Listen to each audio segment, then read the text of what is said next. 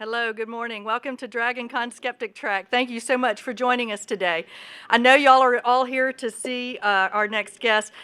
Nick Fish is the president of the American Atheists and is here to give us a talk on some very alarming things that have been happening in our government lately. So please welcome Nick.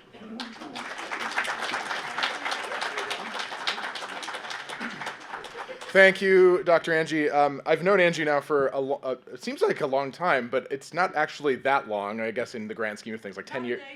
Not in the age of the universe, but like 10 years, which for me is a lot. But I'm really pleased to be here at DragonCon, and I want to talk a little bit today about a grave threat to our rights as skeptics, our rights as, for those of us who are atheists, agnostics, and humanists, but also our rights just as Americans. And that threat is Christian nationalism.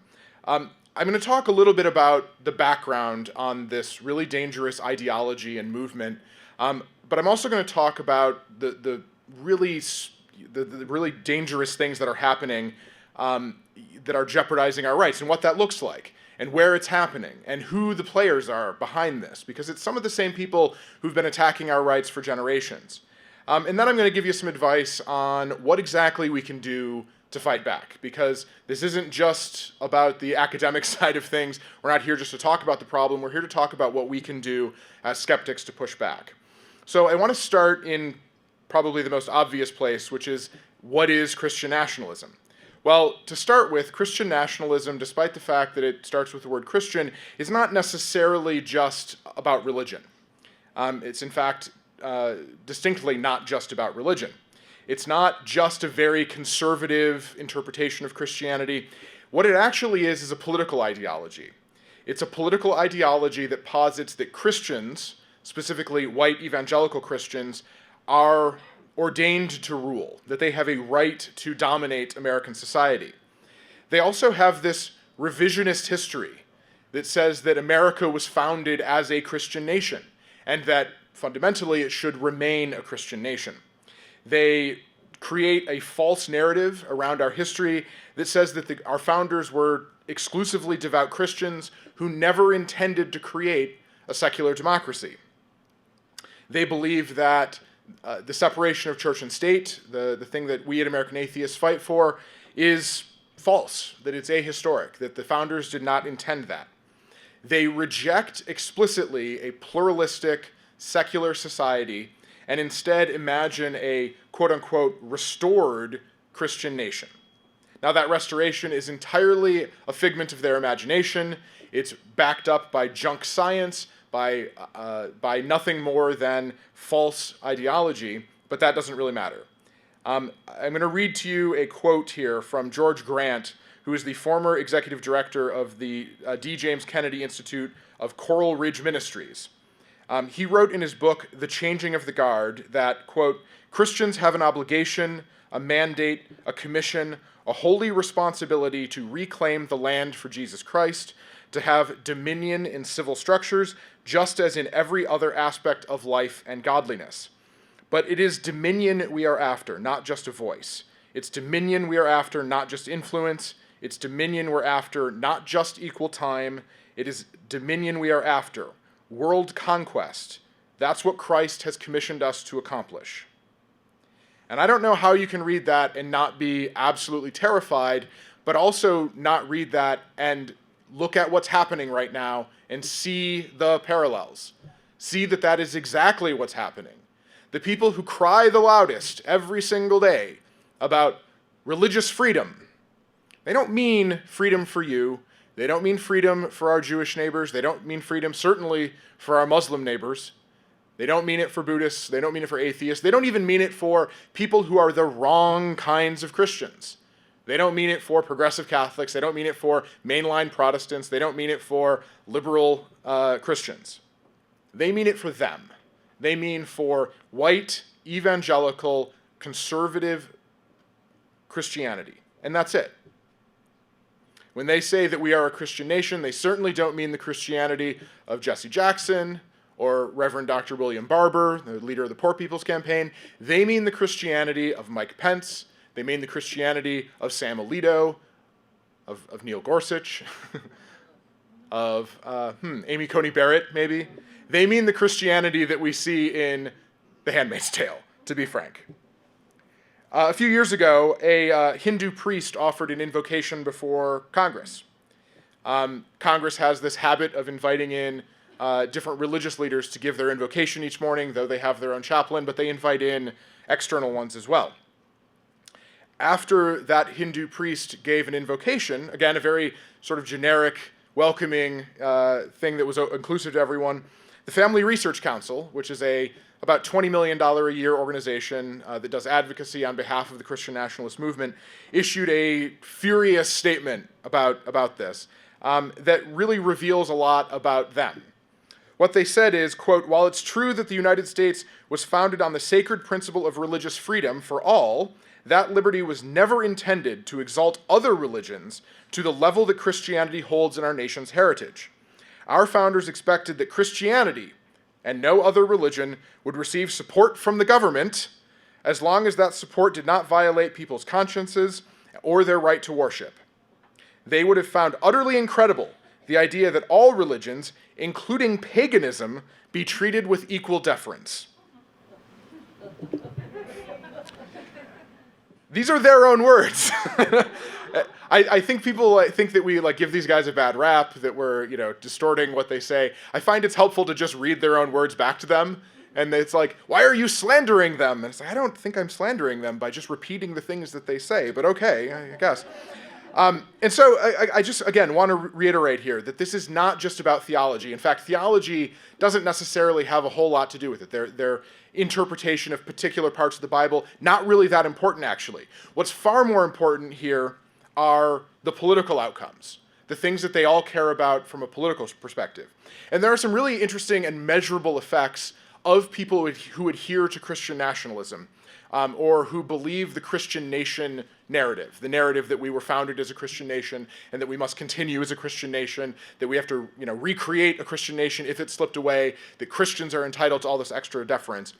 They're far more likely to, number one, have voted for politicians like Donald Trump. They're far more likely to have voted for Trump. They're far more likely to vote for candidates and support candidates who support Donald Trump.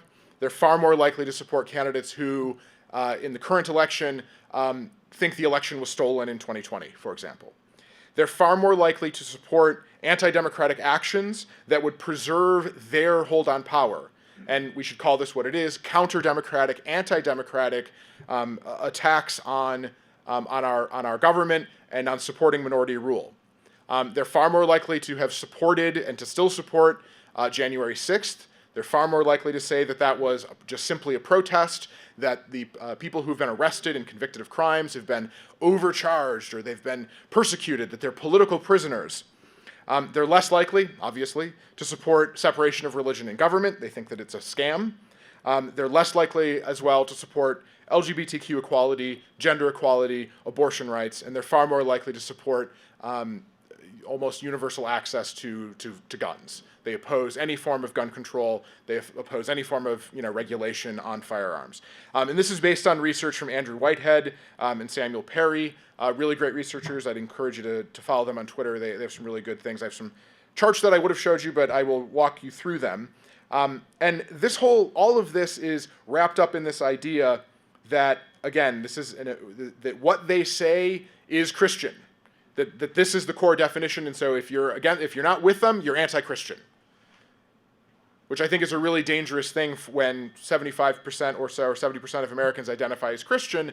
You can see how that really rapidly turns into an us versus them mentality, a digging in, a wartime almost view of things, where you're attacking people's core beliefs if you push back on this Christian nationalist narrative. That's what they're counting on anyway.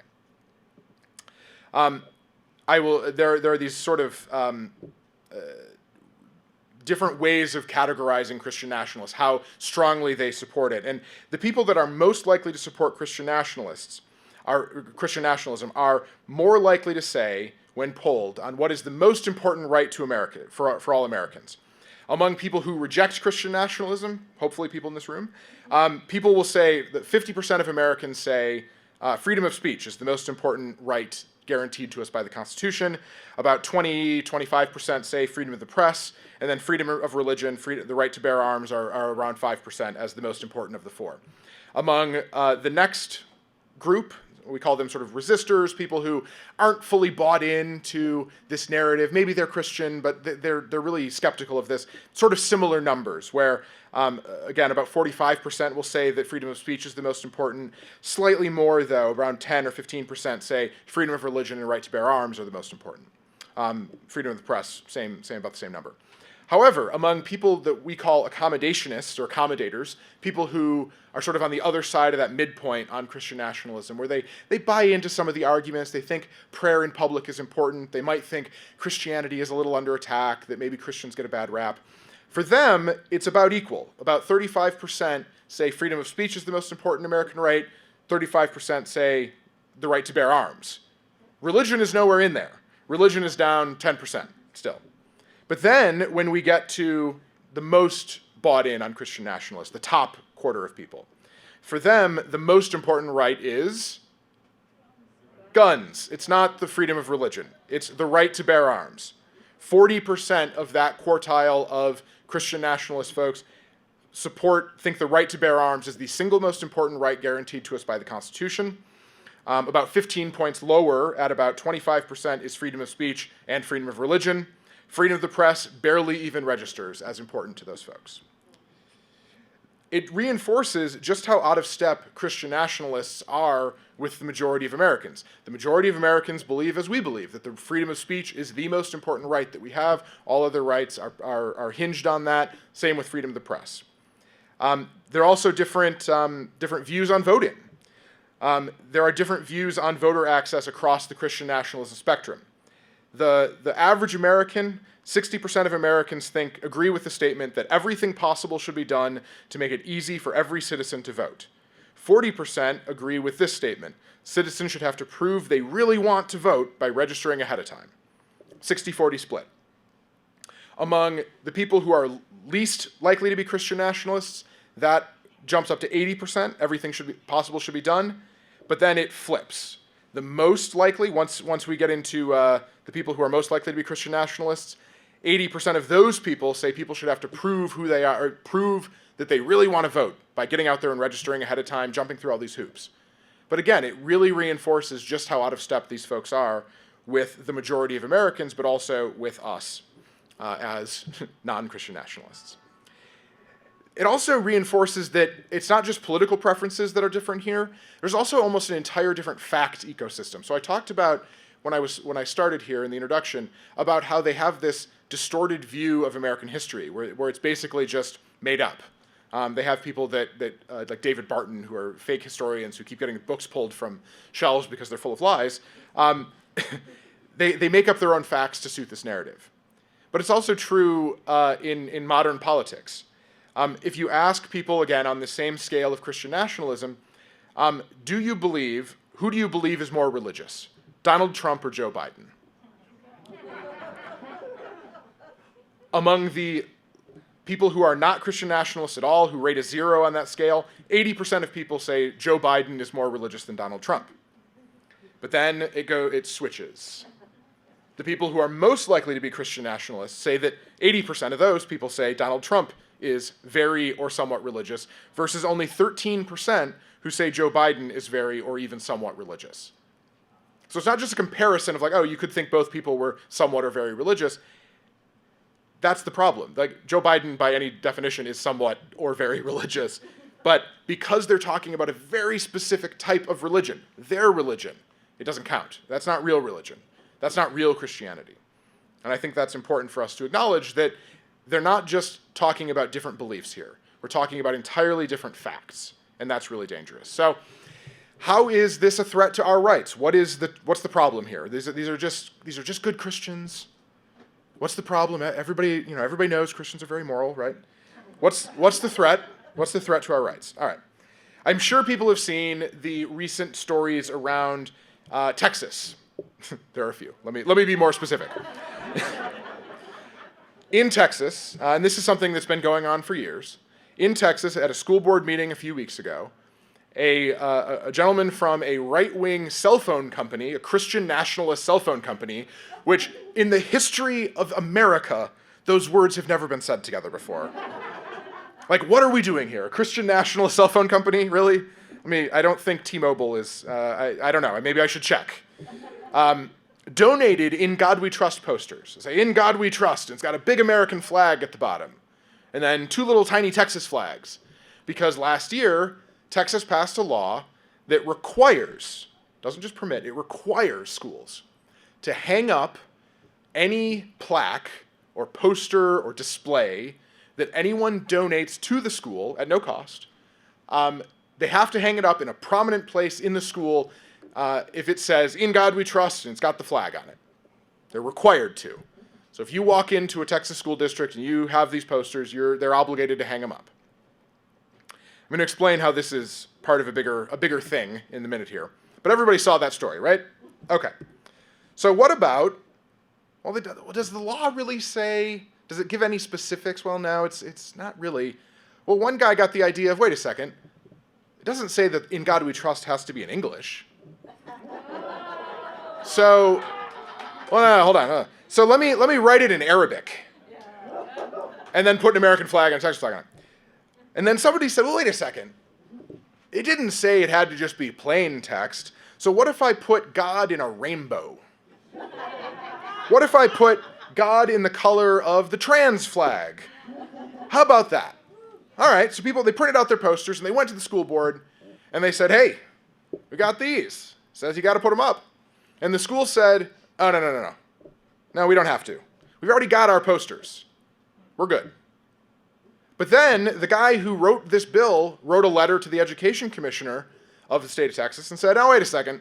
When I said In God We Trust, obviously it means that it has to be in English. And also there can't be any additional adornments like a rainbow, clearly. It's like, well, the law doesn't say that, dude. So, but again, exposing their hypocrisy on these issues only goes so far. It feels really great to us, right? Like, man, we really owned them there. But do we really want our public schools to turn into sites of dueling banners, dueling displays, turn it into like a billboard war in public schools? Not really. Do we really want to use the other? Do we really want to send an explicit signal to our Muslim or our Arabic or our people who speak Arabic? Do we want to send them a signal of like, hey, we're using your language as a way to drive a wedge on the other side and potentially inflame the bigotry that exists out there that certain people on the Christian nationalist side are diving right into? Do we really want to do that? I don't know. I mean, the hypocrisy feels really great, and it pointing it out really, shows people that they are hypocrites. But ultimately, if we're about changing policies, is that enough? It's not enough. It's good. And we need to show the hypocrisy, but we need to be thoughtful about it, and we shouldn't pretend for one moment that the other side cares about their hypocrisy. They revel in it. They love being called hypocrites. Because again, remember, to them, religious freedom does not mean equal time for Buddhists and Hindus and Muslims and atheists, or different Christians. Religious freedom to them means Christianity has a special place, right? That's what we have to remember. That's what you have to keep in mind when we're talking about all this. The Supreme Court, and so some of these folks have said, oh, we're going to sue over this if you don't accept our posters. I want to caution people here. I want to tell you that the Supreme Court right now doesn't care. The Supreme Court, the Christian nationalist majority, has a 6-3 majority on this court. It is, we don't have to just win over one of those justices. We have to win over 2 of those justices. It's really hard. It's really challenging.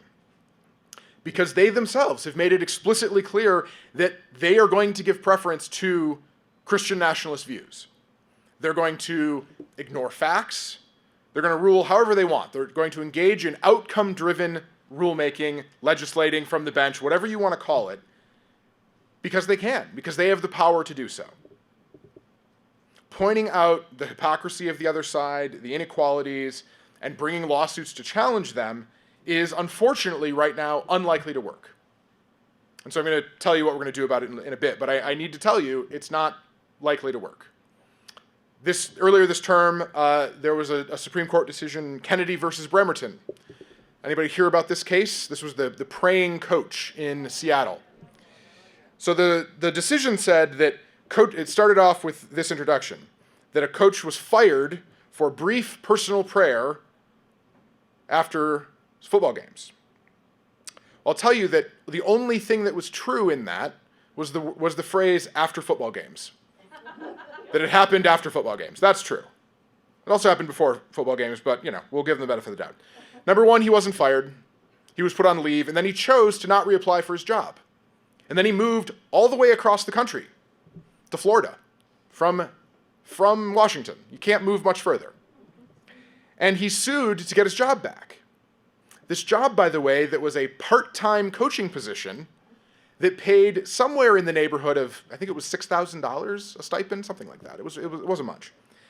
Sold his house, moved across the country, bought a new house, wife started a new job, he started a new job in Florida. In a normal court, he wouldn't have had standing. When it came out that he had moved, they would have said, well, you only sued to get your job back. Are you really going to move across the country to get that job back? I don't think so. They should have thrown the case out. They didn't.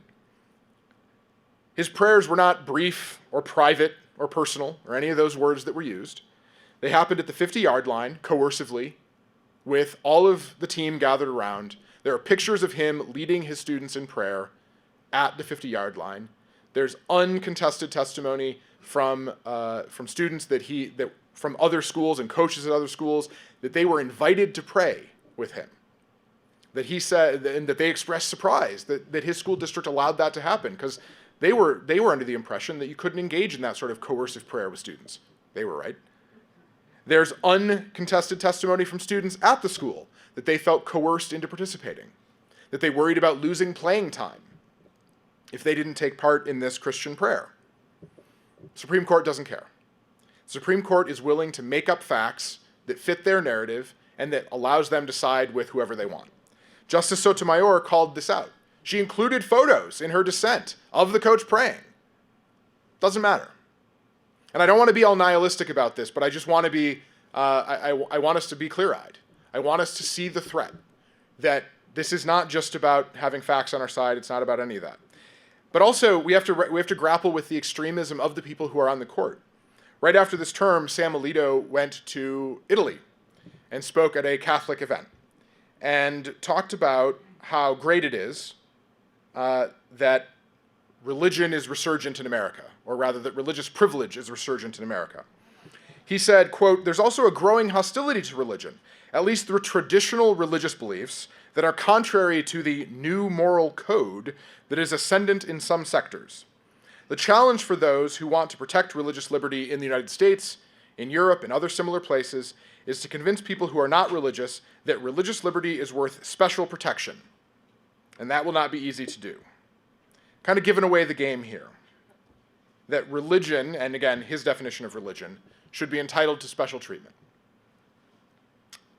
We're seeing the side effects and the entirely predictable repercussions of their decisions in this last court session right now, where 17 states, including here in Georgia, have zero or severely curtailed access to abortion. We've seen story after story of people who are carrying a child, women who are pregnant with a wanted pregnancy, who discovered that the fetus has a fatal birth defect. There was a woman in Louisiana who discovered she was carrying a fetus that, because of a birth defect, did not have a skull and was incompatible with life. She was unable to get an abortion in Louisiana because it was past the maximum time. She said, quote, "Basically they said I had to carry my baby to bury my baby." At 16 weeks pregnant, she found this out, and that was too late. She had to carry this baby until she could leave the state to get an abortion. This is the reality in America right now because of what these people have done. So who's behind this? This isn't some new thing. I think we all know that. Well, number one, a lot of this is the work of a group called Project Blitz, or a project called Project Blitz, created by the Congressional Prayer Caucus Foundation and some other players. What it is it's a concerted, multi-issue, multi-state legislative campaign by Christian nationalists based around and justified with a distorted concept of religious freedom. How many of us are familiar with ALEC, the American Legislative Exchange Committee? Yep, okay. It's what we call a bill mill. Bills at the state level, churning out bill after bill after bill that you can adapt to your state to pass. Now for ALEC, it's things like, let's ban unions. You know what's great? Tax cuts, right? Like that's what ALEC focuses on. For Project Blitz, it's, you know what's awesome? Christianity. You know what's a great book to teach in school? The Bible. Love it. So the idea here is to generate those bills that friendly lawmakers can introduce in their states. So it starts with a couple of different phases of things. Number one, phase one, Christian heritage. Religious heritage. They're a little more general.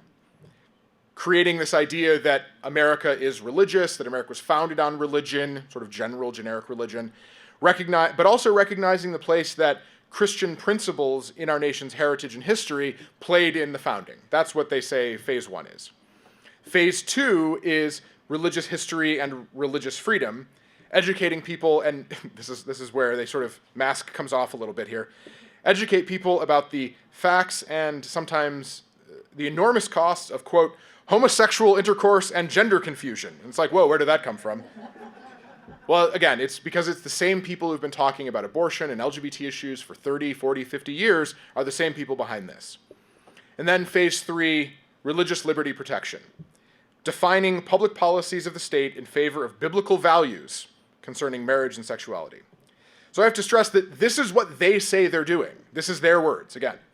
They use a false narrative of American history and the religious heritage phase to do things like put In God We Trust on every flat surface in the state, put it on police cars, hang it in classrooms, whatever you want, putting in things like Religious Heritage Week or things like that. But then they move to a slightly more narrower focus in the phase two, focusing on, the week of the Bible, or getting Christian education into public school classrooms, teaching the Bible as an elective.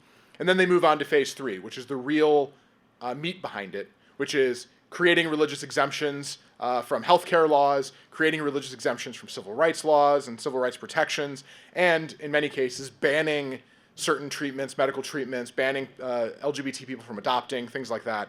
That's the plan. They can't start at phase three because it sounds so offensive. It sounds so extreme. So they use the stuff that sounds kind of milquetoast, vague, whatever. They start with that and then work their way up. It's a plan of sort of increasing attack built on itself. They also use it as a way, and this is why it's called Project Blitz, they use it to overwhelm entire opposition by bringing these bills up constantly, every single year, every single session in every single state. They use it as a wedge against, and they're explicit about this, they use it as a wedge against Democrats. They'll say that Democrats are kind of squishy on faith. 40% of Democrats are non-religious. Seems like a good attack angle where you have to hold together like religious people with non-religious people. How do we do that? I know, we'll drive a wedge in between, saying that they hate Christianity, they hate the Bible, saying things like that the moment you oppose or speak out against these bills. David Barton, again, the fake pseudo-historian who I mentioned earlier, said in an interview about this, quote, "It's kind of like whack-a-mole for the other side. It'll drive him crazy that they have to divide their resources out in opposing this." Well, yes, he's true. He's right. It does drive us crazy.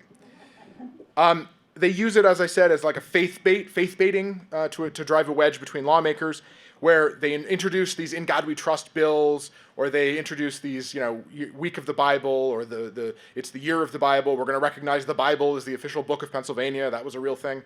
And then they run all these stories to friendly news outlets like Breitbart, where they say, "Bill allowing In God We Trust motto in schools challenged in Minnesota Senate. State senator says motto, In God We Trust, is offensive to place in schools." Yeah. What they do is they'll use that as a way to attack people. And the lawmakers, one of the guy who I'm mentioning here in Minnesota, the guy's Christian. He's the son of a Methodist pastor. His brother is a Methodist pastor. He himself is an elected official. He is a Methodist. But because he said, do we really need to put this up? Isn't this exclusionary to people who might not believe in God? Do we really need to be doing this? He's attacked. That's the intention there. So who's behind it? Well, I mentioned David Barton a few times. I'll also mention the Wall Builders. People might have heard of that. It's a Christian nationalist advocacy group. I mentioned the Congressional Prayer Caucus Foundation. This is a group that organizes state and federal legislators and has prayer caucuses all over the country, including here. There's also the National Legal Foundation, a law firm that brings cases to undermine real religious freedom. Groups like Alliance Defending Freedom, First Liberty Institute, the Family Research Council, who I mentioned previously. These are groups collectively that annually have a budget in the hundreds of millions of dollars. Do you want to take a guess at how much groups on our side, on the church-state separation side, you want to take a guess what our combined budget is? It's about $20 million total, everybody. The smallest of these groups, Family Research Council, is probably the smallest. They have a budget of about $18 million. So that gives you an idea. Alliance Defending Freedom, $60, $70 million a year. But they also put out, as I said, they put out policy guides. They want people to use these laws as a whack-a-mole. They want to get them introduced all over the place. So they put out a guide, helpfully putting it up on their website. So we know exactly what's coming. It has model legislation, it has talking points, it has resources. They talk about common arguments in opposition, how to diffuse them, and they send them out to hundreds of state lawmakers. They provide a network of technical assistance to make sure that these bills actually accomplish what they want them to do. And they include in them more than 20 different pieces of model legislation. So I mentioned there were these sort of three different categories that build on one another, right? Starting with religious heritage. So we see things like display of the national motto in schools, encouraging teaching of the religious nature of the American founding, allowing the Bible as an elective class. These are just, sort of general. People are like, oh, that's not that offensive. Okay, whatever. But again, they use them to build on each other. Category 2 are resolutions related to religious freedom and religious history, things like the Year of the Bible, Christian History Week. But again, not now taking the sort of generic religious angle and making it more specific to their particular brand of Christianity. And then category number 3, the actual purpose behind all of this, are policies favoring marriage, married heterosexual couples for adoption, things like maintenance of the birth gender, which is a really gross way of saying that, religious exemptions in foster care and adoption, encouraging prayer by students and teachers in school. So I think it was Louisiana tried to pass a law that said that teachers had a right to lead students in prayer, which is completely unconstitutional. It was only when a right-wing group came out and said, oh, you really don't want to pass this because there are a lot of not Christian teachers, that they backed off. But also allowing discrimination by licensed professionals. So people who receive licensure from the state to provide social services, allowing them to discriminate against their clients, against their patients, under the guise of religious freedom. Now, a lot of this took a break. So there was a lot of activity from 2017, 2018, 2019. We were seeing just a ton of effort behind this, tons of bills. Suddenly in 2020, things got a little weird. You might remember there was some big things happening. So there wasn't actually a lot that happened in 2020 because there were sort of more urgent things going on. In 2021, however, there was a resurgence in some of these bills. And then this year we've seen just a ton of it. In 2021, what they said was, hey, wait a second. A lot of churches were closed by these public health orders. This is a way for us to reintroduce those religious freedom laws. Okay. People might remember the what's called RFRA, the Religious Freedom Restoration Act. It happens at the federal level. There are states that have them. Indiana tried to introduce one, and everybody rightly sort of freaked out and said, well, why are we doing this? Because it's just nakedly an attempt to discriminate against LGBT people. Well, what happened in 2021 is they found a new justification. What they said was, oh, wait a second here. We can actually do this because churches were closed. And we want to make sure that regardless of what happens, that some bureaucrat can't keep you from meeting in church. Well, what they've done now is write these laws that say that churches are exempt from public health mandates. Well, what that means is that if there's another pandemic, that churches are exempt, that you can continue meeting in a church, creating super spreader events that, could kill thousands of people. But also, because these are so general and overbroad and vague, they also can apply to things like the fire code. They can apply to building inspections. They can apply to any number of things, creating an entire category of buildings and entities that have no regulation, no safety requirements at all. But that's what they want. They want to be exempt from our civil society. And we just see a ton of these bills getting introduced. Pre-COVID, in 1 year, we had 26 states introduce bills requiring "In God We Trust" in public schools. We had 12 states introduce bills to expand teacher and student religious expression in schools, Code for Leading Students in Prayer. We had 8 states introduce RFRAs. We had 8 states introduce bills to require or allow Bible classes in schools. And the list sort of goes on and on. This just keeps getting worse, too. There's a map in here, and if you go to our website, states.atheist.org, you can see what starts in one state rapidly spreads out into all the states. May not pass, but states even like California, New York, Connecticut, New Jersey get these bills introduced, but they don't pass. But in the states that they do pass, tend to pass pretty quickly. So how do we oppose this? Well, what we're doing right here, talking about this, is sort of step number 1. We really have to shine a light on this. Awareness is the key. When we started talking about Project Blitz in 2017, 2018, nobody was paying attention. Nobody had heard about this thing. They were advertising on their website. The moment we started talking about it, because again, sunlight is often the best disinfectant, they sort of scurried under the refrigerator, hid out of view. They changed the name because apparently they realized that Project Blitz sounded a little ominous. I mean, again, we call it Project Blitz because that's what they called it. And it was like, do you guys realize how you sound like supervillains right now? Like, oh, we should call this Project Blitz while they stroke a hairless cat sitting in a volcano. It's just straight up villainy. And people sort of were like, wow, this sounds really sinister. It's like, yeah, it is. But people weren't aware of this. Lawmakers weren't aware of this. They didn't know all the connections. So we were getting example after example of lawmakers joining the prayer caucus in their state because they're like, oh, I'm religious, I'm a Christian, yeah, I'll join your prayer caucus. Not knowing that the prayer caucus was being used as sort of a smokescreen for all these bad laws, and that it gave them bipartisan credibility to join these caucuses. So when these caucuses had Democrats, Republicans in them, they would say, oh, it can't possibly be an extreme bill because it's coming from a group that has Democrats and Republicans. And that's sort of the binary thinking that we often have in politics, right? If it's bipartisan, it must be good. Well, in this case, not so much. But also exposing this allows us to push back when opposition to these bad bills is used to attack lawmakers. It allows us to say, no, listen, these are out-of-state extremists.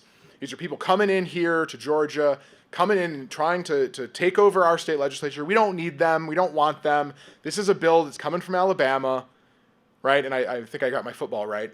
Here in Georgia, we don't want any of that Roll Tide bullshit here, right? Get that out of the state. This is dogs territory. Get out of here. And so, you can use that. It's an effective sort of narrative device to use. But also, it allows us to build coalitions. It allows us to point to exactly what the problem is and say, listen, we're all in this together.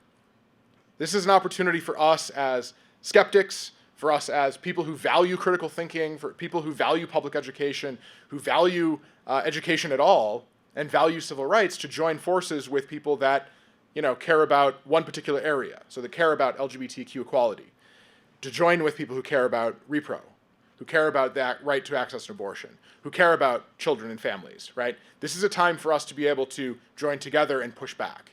And it's actually, the coalition we built to push back against Project Blitz includes groups like PFLAG,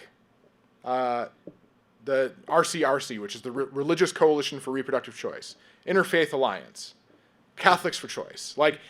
It's important that we have religious allies, the Baptist Joint Committee for Religious Freedom, all these religious allies that care about this stuff because it's about values. It's not about our theology. It's about where we stand on the most important issue of our time, which is, do we want to be ruled by this minority, the shrinking minority, extreme minority that wants to impose their views on the rest of us? And the answer to that is no. And if we can agree on that, then we've got something to do here. Then we're on the same ground. So what's coming next? Well, it's hard to say, but we think one of the items that's going to be happening here are religious exemptions, and we're already seeing some of that. For example, just last year, 3 states passed RFRA, as I mentioned this, Religious Freedom Restoration Acts, which affect every single area of state law and require accommodation whenever religious exercise is burdened by a government action. So despite their efforts through legislative campaigns like Project Blitz, Christian nationalists had been unable to pass these RFRAs since 2015 because they were widely understood correctly to target LGBTQ people and to undermine non-discrimination protections. But by focusing on churches whose religious freedom was indeed curtailed during the pandemic, they were able to advance even broader legislation under these RFRAs. I should also point out that their messaging is based on a lie. Churches were not subjected to any increased burden than other meeting places, but it's a persecution narrative. They like to have that. And because of that, we're seeing a ton of these being introduced. With that level of success, it's likely that they'll continue to try to introduce these in other states and continue to make them as broad and expansive as possible, so they don't just target, again, allowing churches to stay open in a pandemic, but also these anti-LGBTQ things. We're going to see intrusions into healthcare. We're already seeing it now.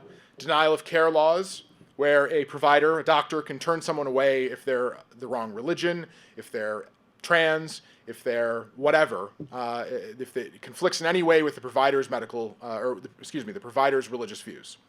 I think that if I walk into the hospital and Dr. Angie is over there, I don't think she asks, "Hey, are you a Christian? I don't really like Christians." That doesn't happen, right? Yeah, and she just said, "I'll even take care of Nazis. Doesn't matter." I'm mad about it, but I'll do it. She's mad about it, but she will do it, which is the right thing to do when you're a doctor. Do no harm, right? You might put on those little pads a little harder, but it's all right. But you take care of people, right? That's the job. But it's not just doctors. It's also EMTs. There have been examples where EMTs refused to provide treatment to a trans woman who was suffering an acute health problem. They refused to provide treatment. They waited. There have been examples where people will walk into a hospital not knowing that the hospital is affiliated with a religion. They're experiencing, pregnancy complications, and they'll get checked out and say, well, listen, your pregnancy is not viable, but we can't perform abortions here. You need to go somewhere else, because the hospital's policy is put ahead of patient health. It's put ahead of medical judgment, and we're going to see more of that. We're going to see more vaccine exemptions, not just from COVID vaccines, but from all sorts of vaccines, which again, I need to reiterate, are based entirely on a lie. The vaccines, they say, it's got fetal cells in it. They're literally grinding up children to make these vaccines. Well, no. The early precursors of these vaccines were tested on a cell line that may have been derived from an abortion 50 years ago. And that's what they say makes them complicit in evil, so we can't have these vaccines. It's a lie, and it doesn't matter. The Supreme Court has explicitly said that the rightness or wrongness of someone's religious views can't be tested by the court. It doesn't matter. If they genuinely believe it, too bad. We're also likely to see attacks on public education. We're seeing it already. There are frequent targets of this sort of state legislation. They're frequent targets of Christian nationalists. However, this past year has been really interesting because a lot of the legislation has been aimed at stopping something that doesn't really exist in schools, such as the idea that children are being indoctrinated into critical race theory, or that women's sports are being destroyed in favor of trans students. States are passing laws. The state of Utah passed a law banning trans students from participating in sports. There was one, according to the governor, who vetoed it, and then his veto was overruled. The governor said there was one trans girl playing sports. One. In the entire state. And the state passed a law saying that she could not play sports with her friends. She wasn't dominant. She was playing sports. She was playing, I think it was like soccer with her friends, and said that she couldn't. State legislature took time out of their day to pass a law targeting one person. And we're going to see more of this. Legislation related to these issues is generally driven by fear, not understanding something, but also a political advantage without any underlying reality, and that's the problem. It's very likely that state legislatures are going to continue focusing on these matters this year, next year, and for the future because they see it as a way of winning elections. We're likely to see convergence of a lot of these trends in this year, resulting in bills that sort of hybridize all of this, that pile everything into one. We saw this in Florida, where they were talking about banning the teaching of certain things that might make people uncomfortable. Well, the things that might make people uncomfortable, Texas had this too, things that might make people uncomfortable, we're talking about sex or gender or religion or race or slavery or any number of other things. You had to provide equal time. And then they passed the law and somebody said, hey, it seems like this bill would require us to teach the other side of World War II. Like, oh, we want to talk about the Holocaust, but listen, we can't single out any political view for negative characterization. Well, so we can't say that Nazis are bad? Uh-oh. And so, despite the clear language of the bill, the sponsor of the bill had to write in and say, oh no, I didn't mean Nazis. Sorry about that, whoops. And so we're going to see more and more of that. And then again, they sort of bundle all these together under the guise of parental rights, saying that, and contrasting that obviously with the rights of students. The right of students to be safe in school. The right of students to be themselves. We're not talking necessarily about, we're not talking at all about elementary school kids. We're talking in many cases about high school kids who have, their own fully formed identities. They're trying to be themselves, and they're being forcibly outed to their parents, their unsupportive parents, which is really dangerous. In the past, we've been able to pass laws allowing young people to get vaccinated if they wanted to. And again, it's not a on-off switch. It's sort of like a sliding scale where at a certain age you can start to make those decisions for yourself about whether or not it makes sense for you to get vaccinated, especially if you have anti-vaxxer parents. Passed a law that said that in DC. And now, because this has been politicized so much, it's unlikely that we'll be able to advance those for a while here, which is unfortunate. So how are we, other ways that we're pushing back? Again, I mentioned that we're working in coalition to stop this. We're leading a coalition called the Blitzwatch Coalition. You can learn more about that at blitzwatch.org. Our idea there is to bring together religious people, non-religious people, people across issue areas to fight back against this, because we're all in this fight together. All of us are. No one is exempt from this. Even if you live in the bluest of blue states, your rights are still in jeopardy because of the courts, because of all this. If you travel on business. I mean, I live in New Jersey. Here I am in Georgia, though, right? This stuff can happen. So check out blitzwatch.org, learn more about our allies, learn more about how to get involved there. But this is an opportunity. I don't want this to collapse into sort of a nihilism here, saying that, there's nothing that can be done. Yes, there's a lot that can be done. This is an opportunity for us to engage in concerted, multi-issue campaigning, so that it provides an opportunity for us to build bridges to people who share our values. Project Blitz, as I said, is an out-of-state special interest group promoting extreme bills. These bills, when we see them, have to be called out as such. We have to push back against them. And we have to use this as a way to counter the narrative. We talked about, if you weren't here for the first panel, the intro panel, we talked a lot about storytelling, about connecting with people, about showing how things affect people in the real world. Well, we've got example after example after horrifying example of how all of this plays in to really devastating effects on people's rights, on people's lives, and we can show that now. We really have to identify how we can get more involved in politics. We have to be willing to get our hands dirty. Get into that sausage making of politics. And I know people are like, oh God, he's talking about politics at DragonCon? What? Everything is political, unfortunately. Choosing to get involved or not get involved is political. If you're choosing not to get involved, you're saying the status quo is working pretty good for you, that's fine. We don't need to change it. If you're getting involved, you're saying it's not working for me, and I need to move the ball. I need to move the needle on this. That's a choice. That's a political choice, and I respect your right to make that choice. But I want to be clear that all those choices are in fact political.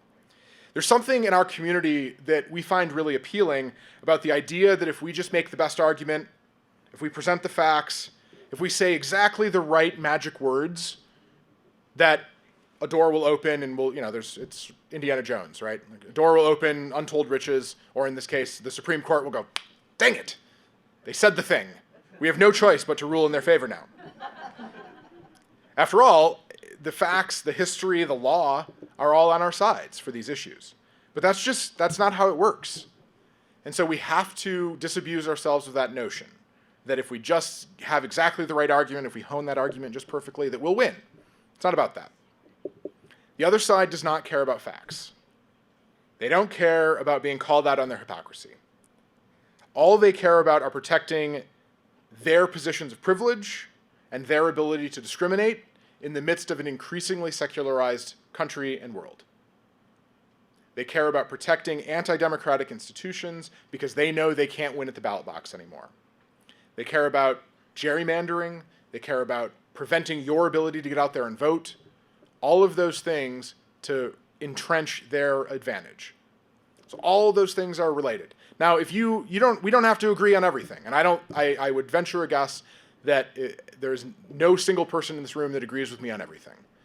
Within this room, I bet we can find agreement pretty well on a lot of topics, but it starts rapidly filtering that out. So I'm not saying we don't need purity tests, we don't need any of that. What we need are common values. We need to set aside our differences where we can and focus on the stuff that really matters, which is making sure that democracy is protected, making sure that we're able to have our voices heard, that our institutions are being responsive to us, that we're not allowing the lies and the mischaracterizations to win the day, that we're pushing back, that we're telling those stories of where that overreach is harming people, and that we're getting out there and we're being engaged, civically engaged, every step of the way. Meeting with our local officials, meeting with our elected officials at the state level, meeting with our elected officials at the federal level. And you might be saying, well, wait a second, my member of Congress is Marjorie Taylor Greene.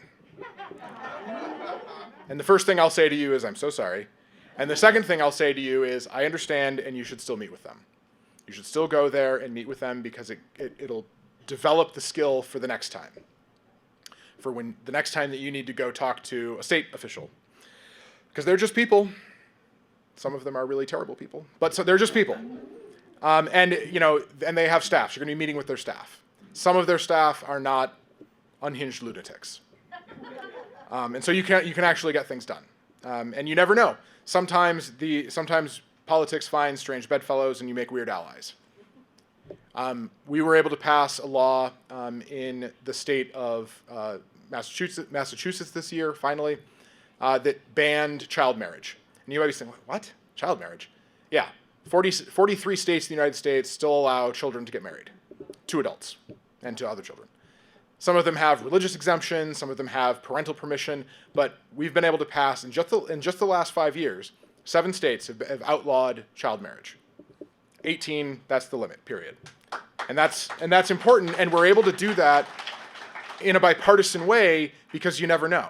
Because we have stories to tell, we have people who have been harmed by this, and we're able to go in there and say, listen, this isn't a partisan issue, this shouldn't be a partisan issue, let's get this done. Let's get this done for kids, right?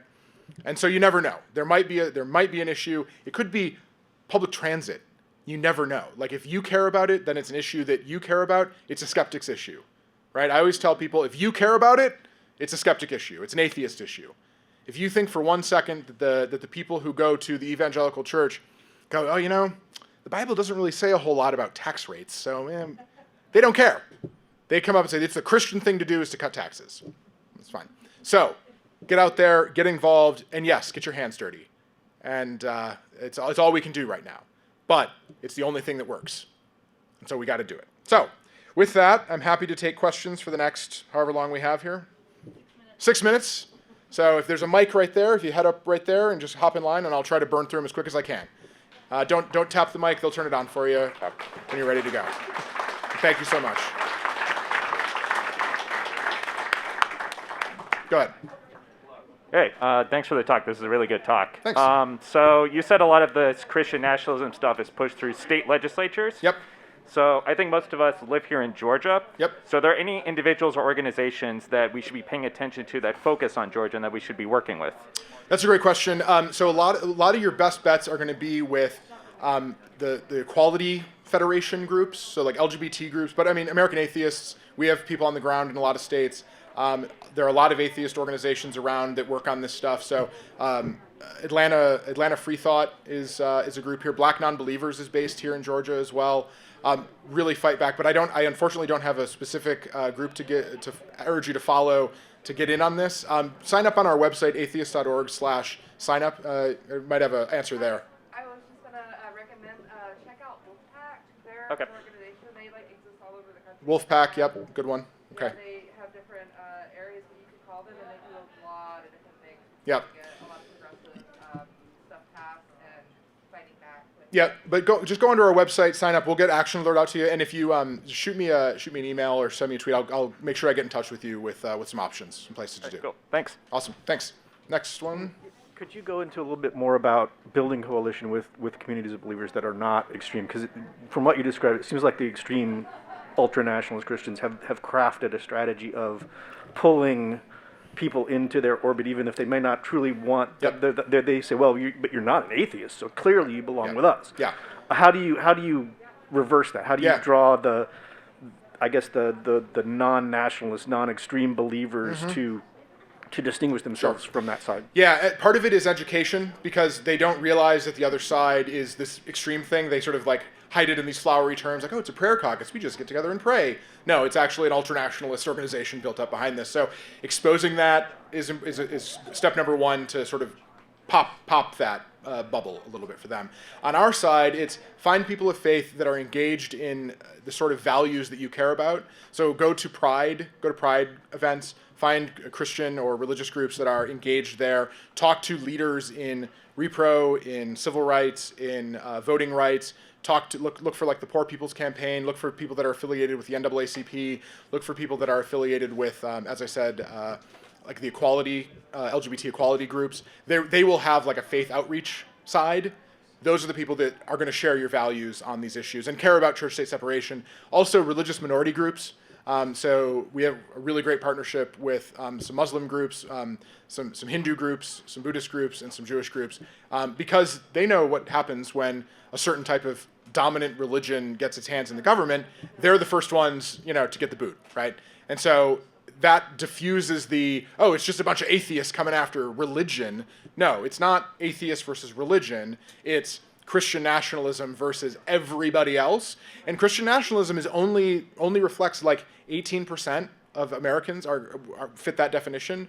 So it's not actually that big, but it is a matter of networking. And you do have to kind of let down your guard a little bit and be willing to set aside some really important things for us. I don't go in when I'm meeting with Catholics for Choice and say, I really wish the Pope wasn't so terrible about all of these issues.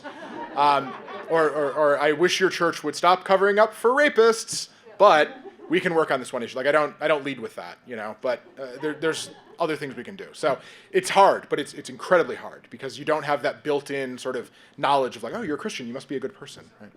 So yeah, go ahead. Hey, so a little bit similar to the first question, but you talked about ALEC and Project Blitz as Yep. these bill mills. Is there an equivalent bill mill, or for how do we do the same Yeah. thing? And Yeah. Perfect question. So we're working on model legislation right now. We have some examples, and we're happy to provide that. We don't put them out online because we don't want people just sort of going nuts and doing it themselves. But I'm happy to connect you with folks for that. So go to our website, atheist.org/sign-up. We'll get you onto our mail list. Or there's atheist.org/contact. We'll get you there as well. And you can just send us a quick message and let them know that you talked to me here. And happy to connect you. But we've got some on healthcare transparency. We've got one that helps allow people to bring lawsuits to challenge the abridgments of their civil rights at the state level, which is great. Just a lot of bills promoting transparency and requiring that religious groups are saying what's going on. So yeah.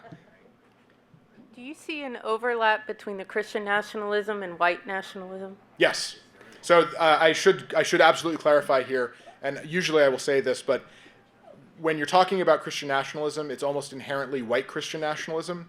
There's a ton of data that indicates that people who buy into the Christian nationalist narrative overwhelmingly reject the idea that there's any racism in America. They think that white Christians are the most oppressed group in the United States, and hold a lot of, frankly, very racist views.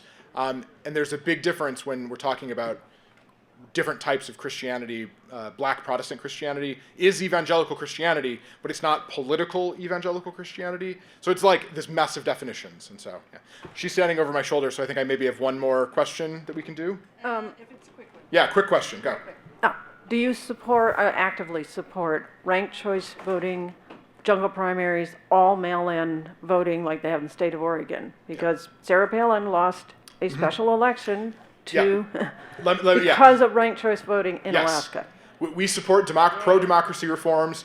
We can quibble about exactly which ones are is the best idea, but I think anything that increases people's confidence in the fact that, or in the system actually representing their views is good. Ranked choice voting absolutely does that, so I support it. American Atheists doesn't take a position on a particular solution, but we want more voting expansion. We want people to be able to vote and have their democracy actually reflect their views. And so we're happy to work with groups that come on either side of that. Thank you. Oh, thank you so much. Don't go anywhere just yet.